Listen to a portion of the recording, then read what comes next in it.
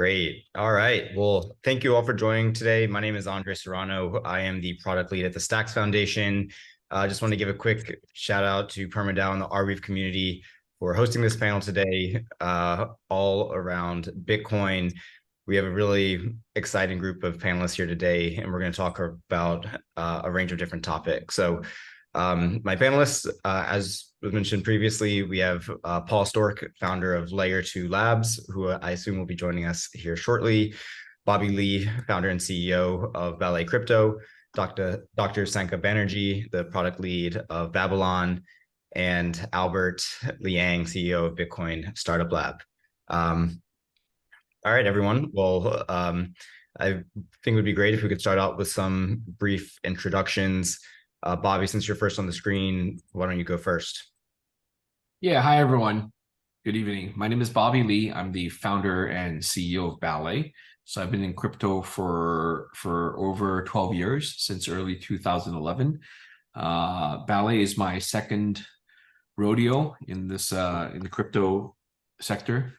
I most famously started BTC China, the first Bitcoin exchange in China, and exited about 5-6 years ago. And so been running Ballet since then. And so I'm very passionate investor and hodler of Bitcoin. So the reason I created Ballet was to make cryptocurrency truly easy for everyday people. So we came up with this non-electronic approach to storing Bitcoin and digital currency on a card that's simple enough for people to use without having to go through a complicated setup process. And I'm looking forward to the next bull run. Looks like it's coming up in the next year. Fingers crossed. Yes. Okay. Dr. Banerjee, you're up next. Yeah, sure.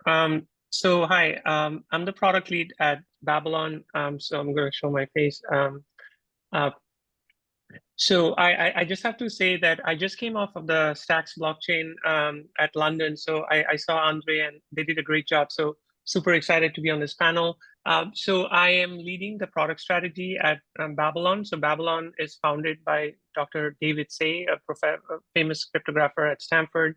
We're trying to bridge the Bitcoin world with the POS world. And before Babylon, I was a Cosmos developer. Kind of worked, my first project was Thorchain. Post that, worked on a few more projects like Osmosis, Nibiru Chain. And David made me at one of the other products. And he said, like, we're trying to do something very big in terms of like building yield potential for Bitcoin holders. So I kind of felt very excited about the vision.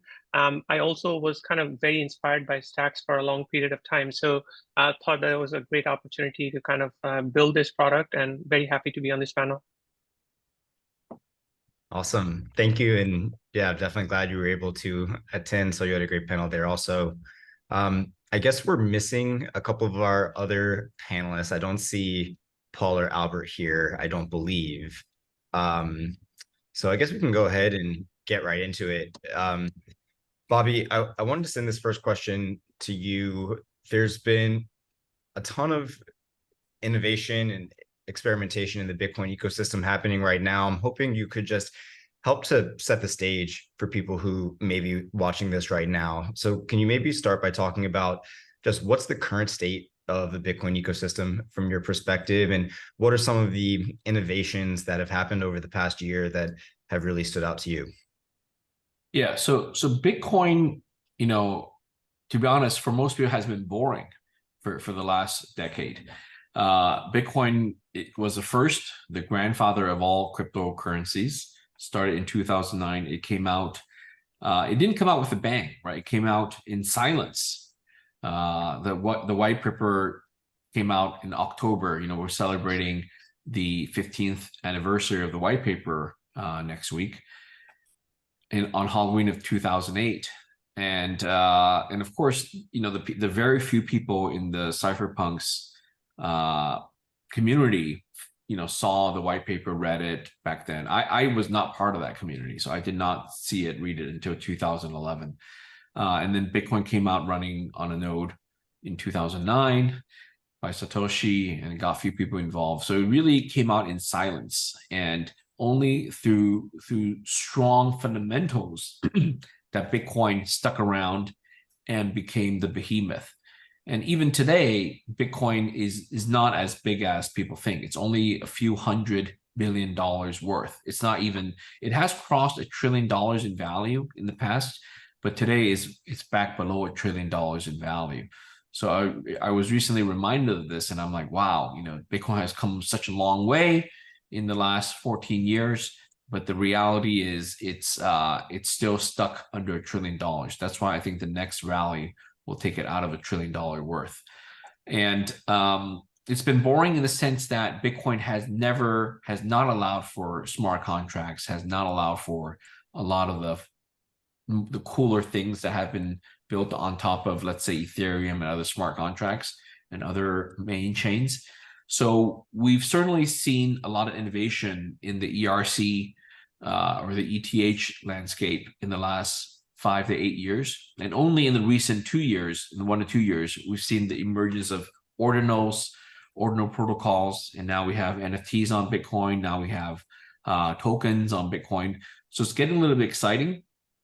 But at the same time, it's what I consider to be very moderated growth. And the reason is fundamentally, as a Bitcoin hardcore person, I still believe the most important use case for Bitcoin is as digital money, as a store of value. It's used in transactions, that's great. But to me, the ordinal stuff is kind of like using gold as jewelry. As people know, traditional money was gold.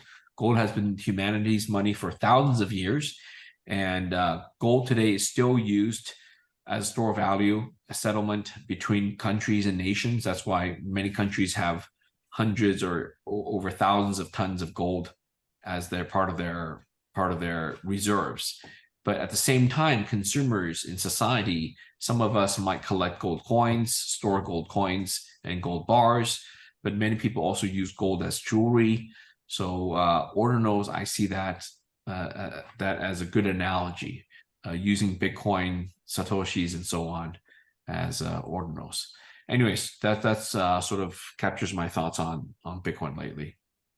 Yeah, I really like that analogy. It's really interesting. And I mean, you mentioned that Bitcoin is boring, but that has been by design, right? By design, yes. We want our money to be boring because it is stable and predictable. And so it's really great to see, to your point, new use cases like ordinals emerging that can provide some additional functionality on top of a really robust sort of foundation that is Bitcoin. So, follow-up question for you, Bobby, being one of the earliest people in the Bitcoin ecosystem, just what has it been like to see this evolve from sort of like a hobbyist sort of tool to a $1 trillion industry now? When you first started in Bitcoin, did you expect it to achieve this level of success that it has? What has that been like for you? Yeah, I from the very early days, my brother and I, Charlie, we were discussing and trying to predict how successful can Bitcoin be. And at the time, the total value of Bitcoin was in the tens of millions, briefly touching 100 million. And, it's gone up 1,000-fold and more since then. So the thing about Bitcoin, even, for example, mining was a very popular subculture of Bitcoin back then, because we're talking about 2011, 2012, because at that time, everyone can mine, right? So it brings back the memories of the old days, like in the United States, the 1840s, 1849, when they discovered gold in California. A lot of people went from the East Coast through across the mountain, the Rockies, over to California for the gold rush. And in some sense, the 2011 to 2013 period was the Bitcoin rush, where regular people, you and me, could go and buy mining machines, graphics cards, ASICs, GPU farms, whatever, and mine Bitcoin at a small scale. And I did that myself. My brother did that. It was fun. It was hobbyist. And that's why the earliest Bitcoin exchanges cropped up. It was to provide liquidity and allow people who had the Bitcoins that were mined to sell them, and allow people who didn't have the mining equipment to buy the Bitcoins. So, and of course, that's all history now. These days, exchanges are used for much higher volume, higher liquidity trading, leverage trading, and so on and so forth. And also mining has also gone the way of industrialization, in the sense that it's all commercialized. Sorry, the better word is commercialization, meaning that only large companies can afford the capital expenditures required to set up mining farms at scale to increase the productivity and all that.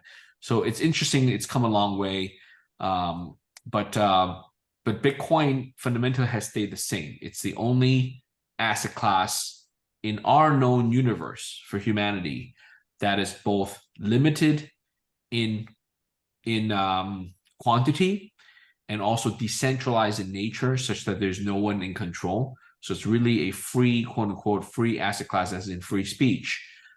Anyone can use, and it's digital, right? That way it allows for transfers electronically across continents and eventually across planets and so on. So I'm very excited about the future of Bitcoin. Awesome. Yeah, likewise. Dr. Banerjee, I want to come to you with a question next. So Bobby, started to talk a little bit about some of the things that we've been seeing this year, with ordinals and other forms of experimentation. Babylon sort of fits in that category. It's a new model. It's very unique, right? My understanding is it's not strictly a scalability solution or a side chain like a lot of the protocols that we've been seeing, but instead leverages Bitcoin security to help bootstrap new chains. Can you just talk a little bit about what are the advantages of using Bitcoin in this way? What problem are you solving, and really help us to understand the value of Babylon? Perfect. Can I just add one point on top of what Bobby said? Like his ideas were very insightful for Bitcoin, and just come back to your question. Sure, Awesome. absolutely. So I started my career as a smart contract developer, and so before that I was in high frequency trading. And the reason I kind of jumped from high frequency trading into smart contract development, two of the biggest reasons was opportunity cost of time and opportunity cost of access to capital. So if we look at some of these smart contract protocols, as soon as you learn the language and you create a dApp, your access to lending on-chain or off-chain was very easy over the last 5 years. And we saw like a lot of development hitting the POS world. So one aspect when I look at the Bitcoin itself, and I see a lot of new applications like ordinals, stacks, is I see that we're really hitting one of the core user bases of crypto, which is developers, right? And so the more we make things attractive for developers in order to come up with new ideas, implement them, as well as get access to capital, we will see a tremendous amount of innovation on top of Bitcoin. Because to me, that's something which I got super excited that, hey, do I build my career just writing smart contracts, or do I kind of work at the interface between the POS and the Bitcoin world? And Babylon was like the perfect product for that. Because in case of Babylon, one of the things, like Babylon right now is an L1 on Cosmos, but we are also in the phase of enabling the EVM side of that L1 so that it's much more interoperable with the EVM chains.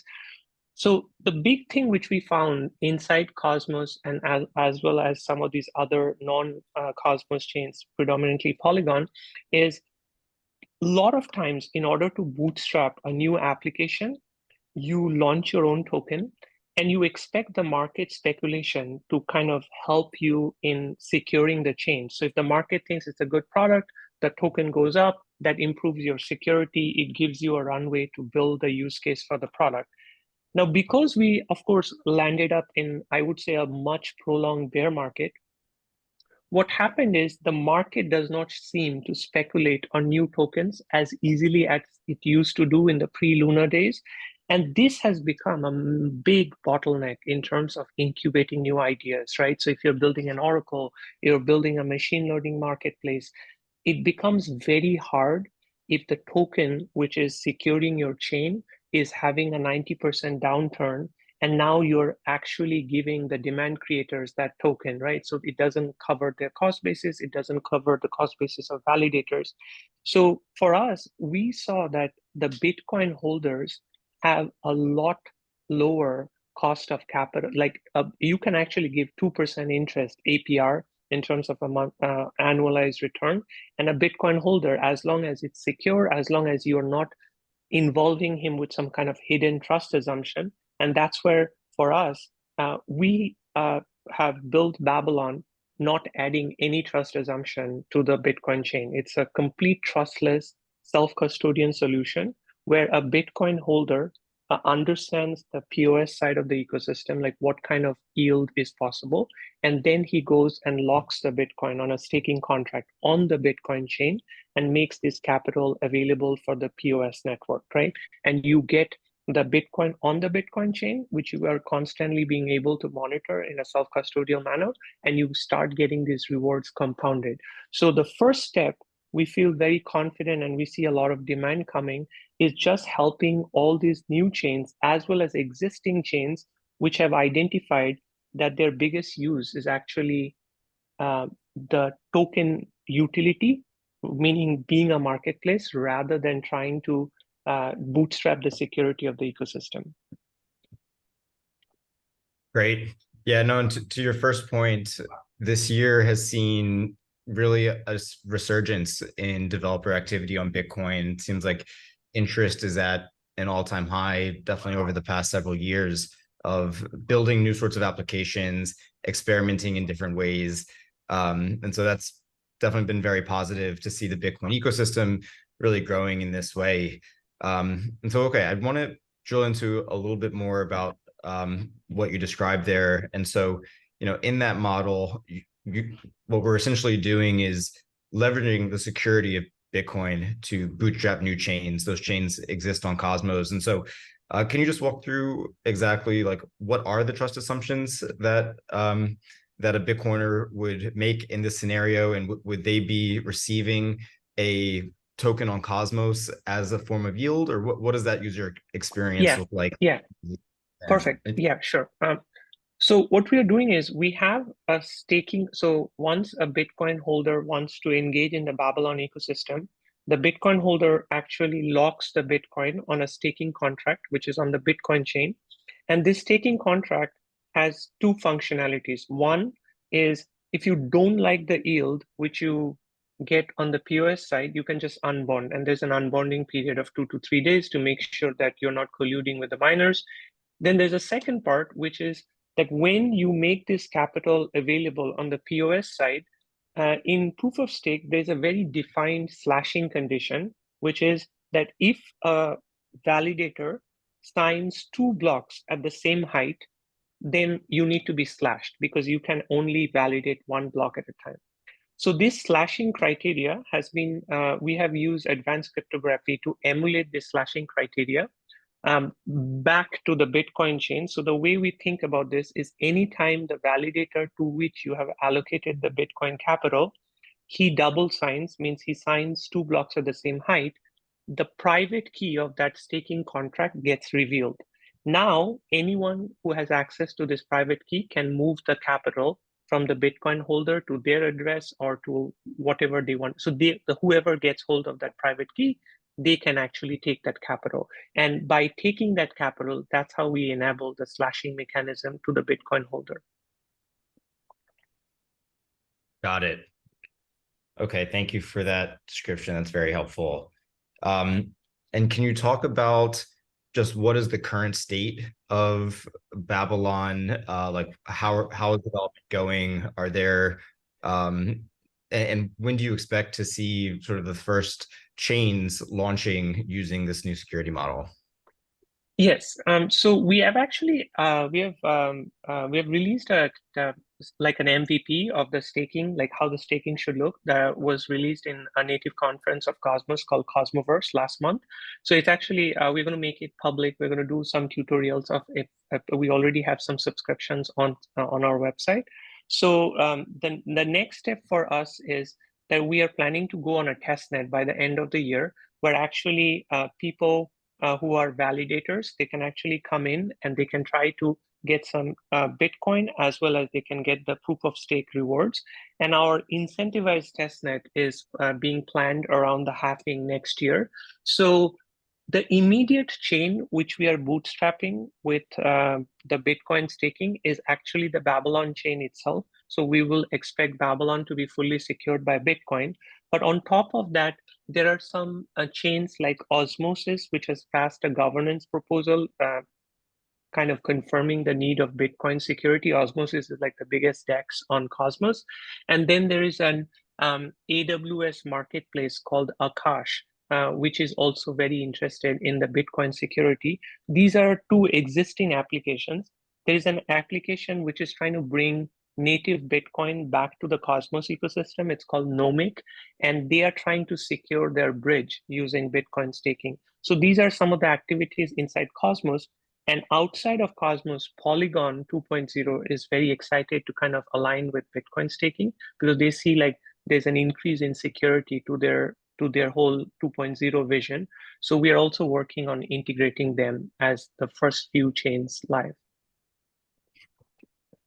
Awesome. Well, yeah, I know there's a lot of Bitcoiners in the Cosmos ecosystem, and I'm sure many of them would be very excited to hear about this sort of project. I just want to sort of emphasize some of the things that you've said, which are that you really are unlocking the ability to have yield for Bitcoin without any additional trust assumptions, making Bitcoin productive, which has been which is in contrast to the current state of how Bitcoin has been, which is really just sitting on cold storage, sitting idle. And so I'm also very excited. And so just on top of that, I think we are also enabling the restaking ability, meaning that for the same amount of stake, you can actually secure multiple chains, which hopefully increases the yield potential for the Bitcoin holder.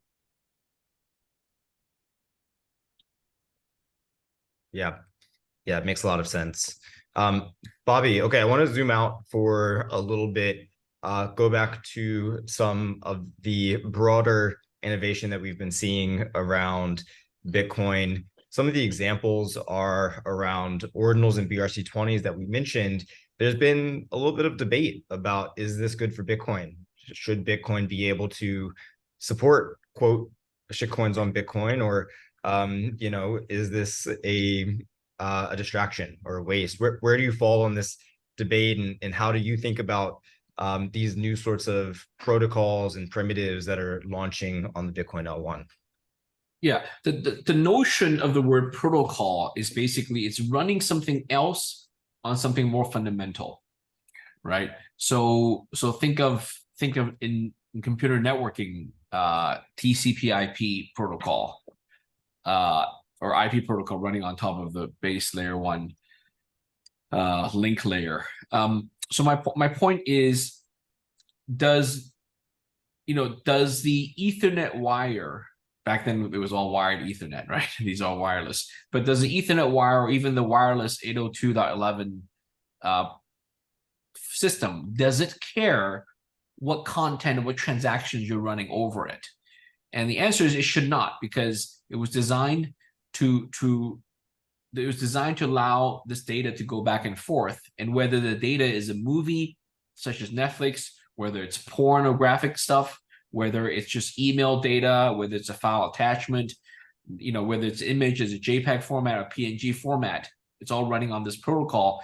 It shouldn't matter. So my point for Bitcoin and ordinals and BRC20 is, if Bitcoin is designed sufficiently well and there's global buy-in in this version of Bitcoin, by the way, which is running as a protocol on top of the internet, right?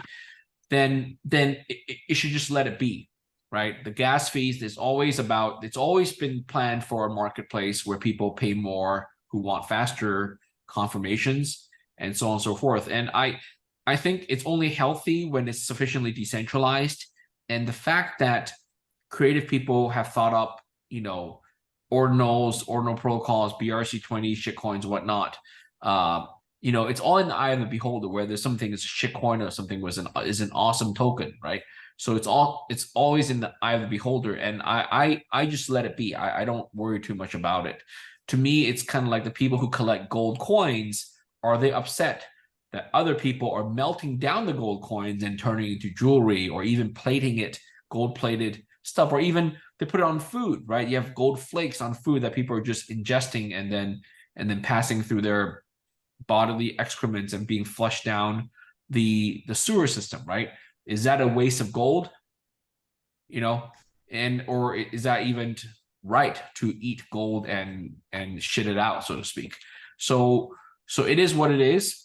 Just let it be, right? So however way people want to use their bitcoins and satoshis and sats, and spend it or not, or collect it because they have a special ordinal sat number, then so be it. I'm not too worried about it. Yeah, Bitcoin was designed to be a neutral network, and as long as the users are following the protocol consensus rules, then it should be valid, right? And it's maybe not up Exactly. And then, anybody for to example, decide. one day the majority of the world, through hard fork or whatnot, think that, oh, the Bitcoin protocol should change, should disallow things, or allow some other things, whether it's block size or whatnot, then that will be the new consensus rule. Until then, this is the consensus rule, and this is what it allows. Right. And that is one of the great things about Bitcoin, is that you always have the option to opt out, right? If people agree with the way that it's being used, you could try to do a hard fork, or have some ways to opt out of the system. Yeah, and then, by the way, just historically, there's already been a handful, half a dozen of other, quote unquote, successful Bitcoin forks out there, right? So if you don't like this version, you can use any of the other versions, create your own version. That's right. Okay, question, I guess, for both of you, whoever wants to take it, but I'm curious,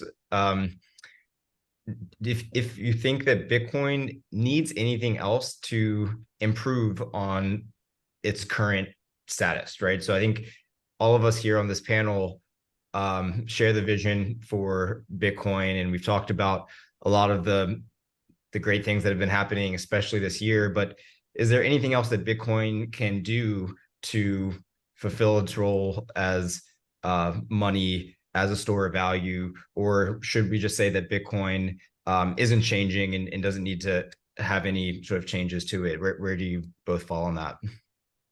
Maybe I can go first. So Bitcoin is a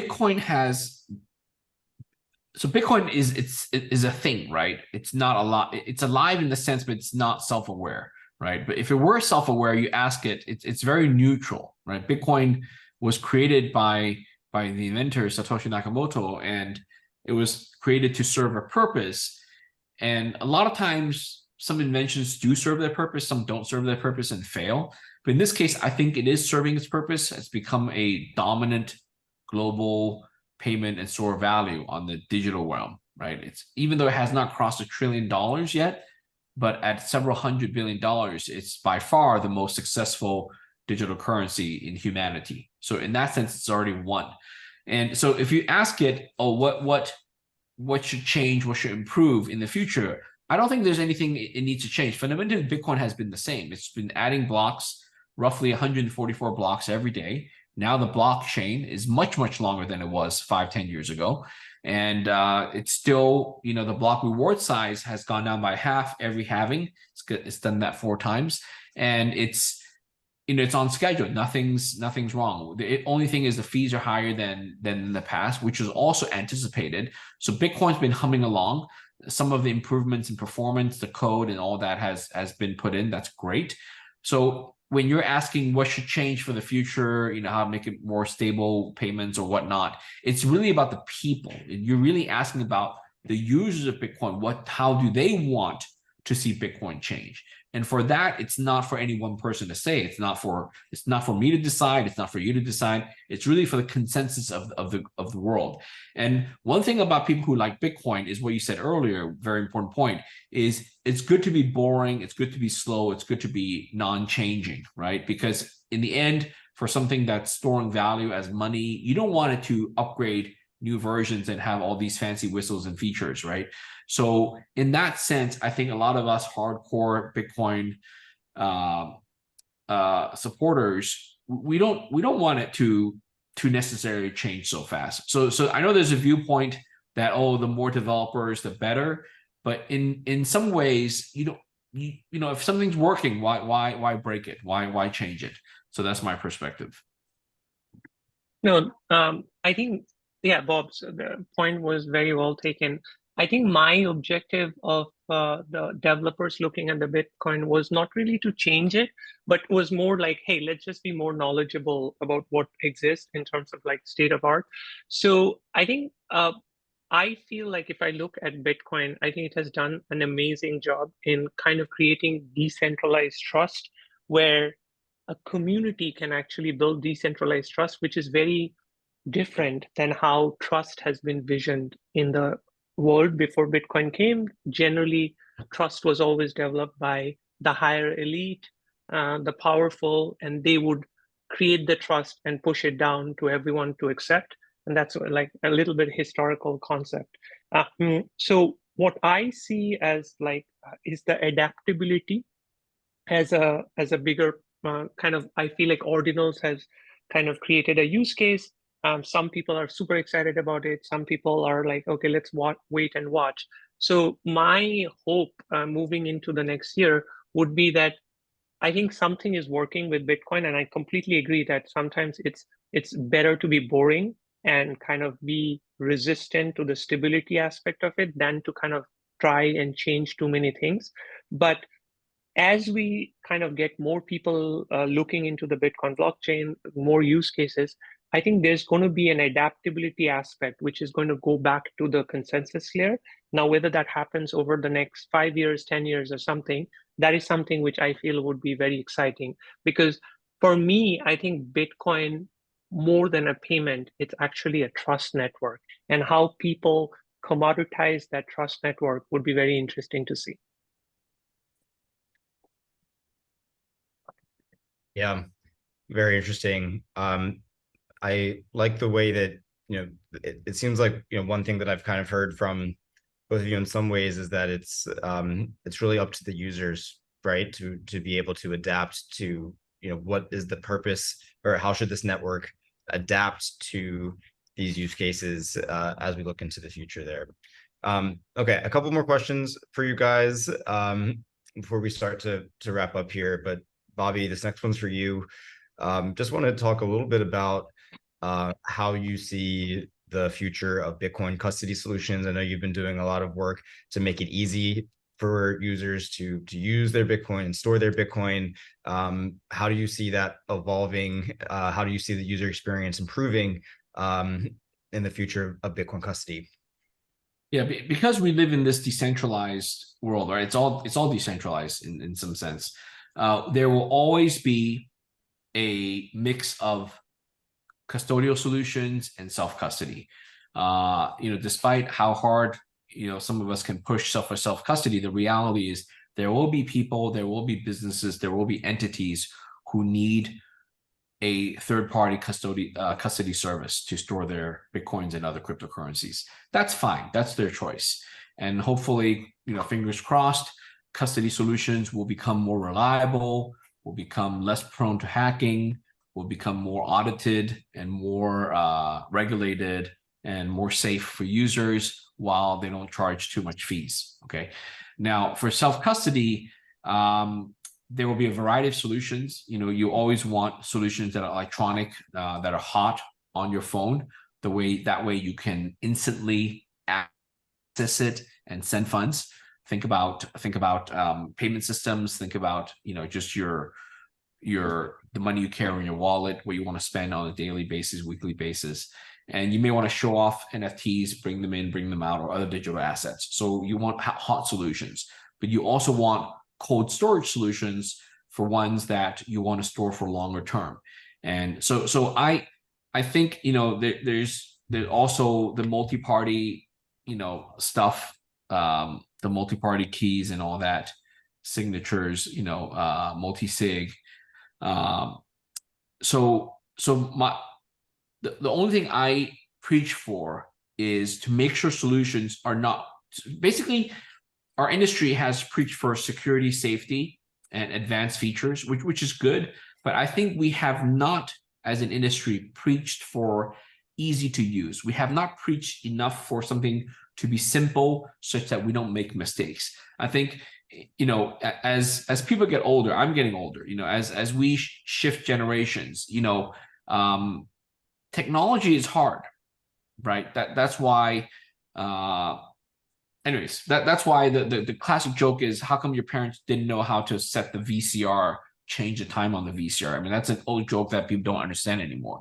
And you know, my parents didn't know how to change the clock on their VCRs, and that was a joke for that generation. So the question is, when you know, when the next generation, when they grow up, when our kids grow up and our grandkids grow up, you know, when we become grandparents, what will we not know how to do that they will do very easily, right? And I think about these things. I think about these things. I think about living a long life and holding Bitcoin, you know, for the ages, right?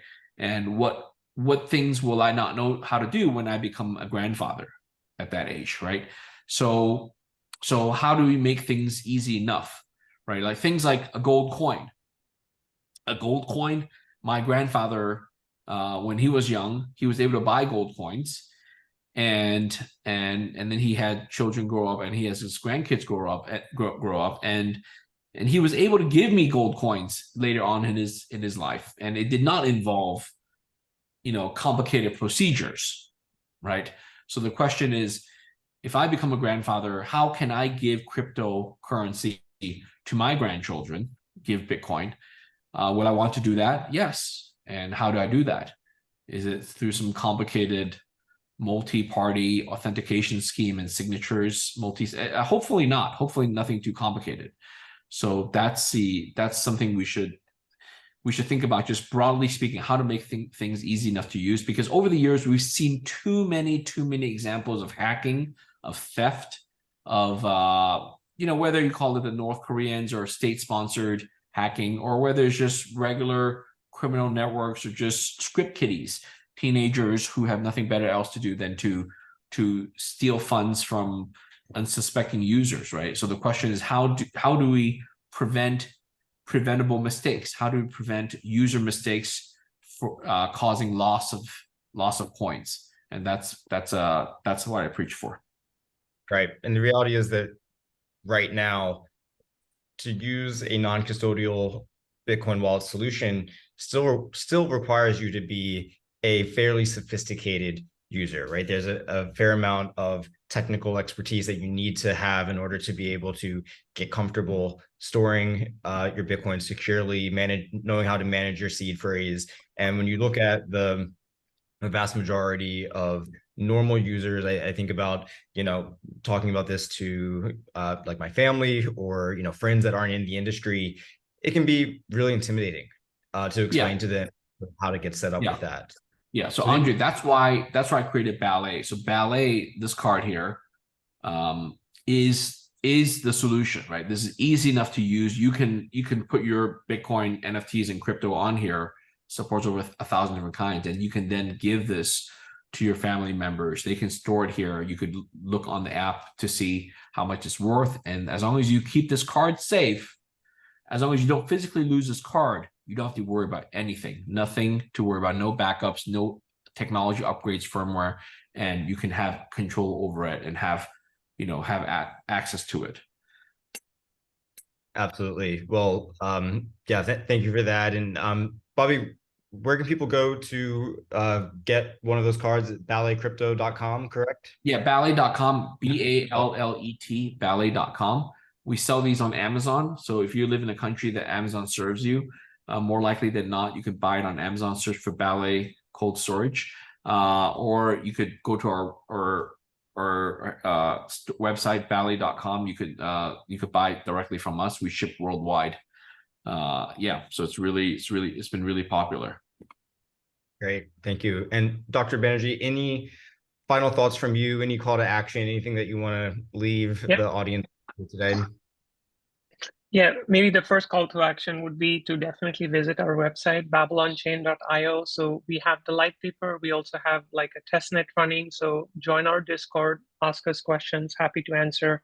We also have a community forum where we are discussing the light paper. A lot of interesting Bitcoiners are there in terms of asking us questions on security, maybe even yield expectations. As I completely agree with Bobby that I think just buying, selling, as well as getting access to Bitcoin, that should be a lot easier. And we should kind of assume people to kind of different parts of the world have different kind of knowledge in terms of like wallet, as well as buying and selling using electronic apps. So I think the easier we make for people to onboard into Bitcoin and use different use cases, I think that's a great call to action. So there's a lot to do in that sense.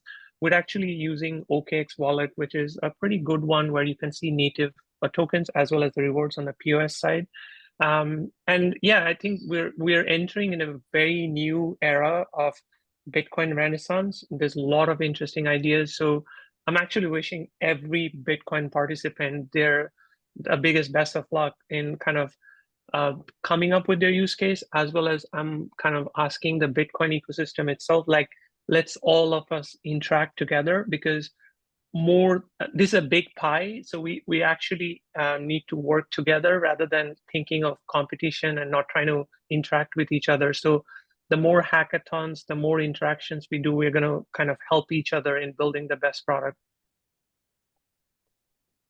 Absolutely. Well, okay. I think that just about wraps up today's session. Dr. Banerjee, Bobby, thank you both so much for joining us here today. I know I learned a lot. I'm sure everyone that is tuning in on the live stream today did as well. Thank you everyone for tuning in, and until next time. Thank you, Andre. Thank you, Bobby. Thank you all. Bye-bye. Thank you all. I'm very happy you have a good conversation and yes, communication. And okay, so if you want to have more further conversation with each other, you can DM each other. Yes, maybe by Twitter or Zoom link. So next, we will have the panel 2.